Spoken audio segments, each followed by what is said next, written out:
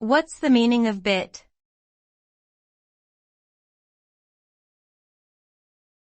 Bit.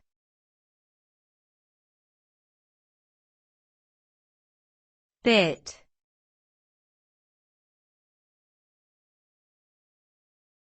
Bit.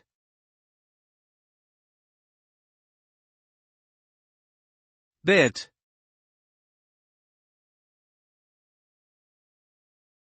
A bit is the smallest unit of digital data that can be processed by a computer. It stands for binary digit, and refers to a single 0 or 1 in a binary code. In computing, bits are used to represent information, such as characters, numbers, and instructions, which are stored and manipulated digitally. Multiple bits are combined to form larger units, such as bytes, kilobytes, and megabytes, which are used to measure the size of files and storage capacity.